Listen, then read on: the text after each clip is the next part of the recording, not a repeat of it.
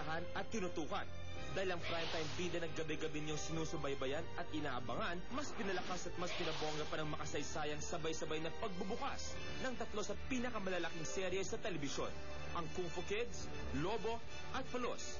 Pinag-uusapan at pinagkakaguluhan na kahit sa paghahanda pa lang ng bawat serye ang buong bayan wala nang humpay sa labis ng pagkatuwa at pagsuporta sa mga paborito at hinahangaan nila. Tutok na tutok kami. Nanonood talaga kami from Wheel of Fortune. Meron ka rin natututo na ganun sa mga tanong ni Chris. Chris is Chris. Wheel of Fortune. Pwede mong maagaw ang power ni Ella V. Worth 30,500. Give me a correct letter. P. P. Tingin agaw ang power mo. Nakakatuwa po at saka nakakatutong magkarate. Ang kakit ng mga bata sa Kung Fu Kids. Lalo na si Jairus. Manood din po kayo Yung sa bata na lagi siyang inaapi ng tatay niya dahil sa pagkamatay ng nanay niya. Nakakaantig ng damdamin. Bakit ganyan? Bakit parang hindi pantay yung niya sa mga anak niya? Oo. Ano nangyari dito? Ay, nadapa po. Nababo ako. Lamba ka kasi, lamba! Lobo. Siyempre, magaling si Piolo Pascual eh. Gwapo eh. Ang gandang umarte ni Angel. Hindi namin mabitawan ng panonood. Talagang ang ganda-ganda. Yan ang inaabangan namin sa Angel. Dapat matagal na siyang naging kapamilya eh.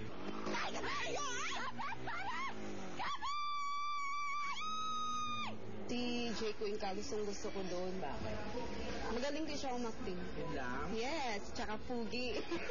Iniray ko kasi inabang ko si pagtatapat ni Cesar Montano tsaka ni Jay Cuenca dyan. Nakaka-excite pa siya. Talagang exciting talaga yung yung nangyayari. Bawat details, diba? Bawat parang nakakapanghinayang hindi mapanood yung isang eksena doon.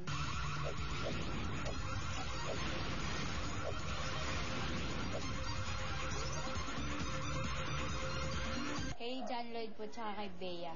Mula pa nung kay tagal kang hinintay yun na subaybayan ko na yung nila, yung mga teleserye nila. Inaantay ko yung part dun sa bar, yung mag-aaway si JB pati si Ann Curtis. Kasi napakaganda ng love story nilang dalawa. I am working my butt off for the both of us and this is what I get? Sapagod ka na? Yes, Celine. I'm very tired. Hirap na ako, hindi ko na alam kung gagawin ko. Ayaw ko na! Pero hindi lang sa kamay nilaan, kundi sa buong Pilipinas at sa iba't ibang sulok ng mundo. Panalo rin ang mga bida ng Kapamilya Primetime. Mga reaksyong hindi na mapigilan sa iba't ibang forum sa internet. Kaya naman ang Primetime bida, walang pagsidlan na kaligayahan at pasasalamat sa lahat ng mga sumusuporta sa kanila. Salamat po sa lahat ng nanood ng Kung Fu Kids. Ang sarap kasi ang tagal po namin inintay ito. Kataba ng puso, it's all worth it. Worth ng pagod. Pasalamat din po kami ni Jake sa lahat po na sumusuporta at patuloy na nanonood po ng Palos. Para sa inyo naman talaga to. Kaya sana po tuloy-tuloy lang po ang suporta ninyo. Sana po pagpatuloy niyo po yung panonood at pakiki-relate sa lahat ng characters. Inumin na kami. Sa inyo pong patuloy na pagtangkilik sa mga teleserye ng ABS-CBN sa Primetime Bida. Lalo na sa lahat ng sumusuporta sa Maging Sino Ka Man. Maraming salamat po.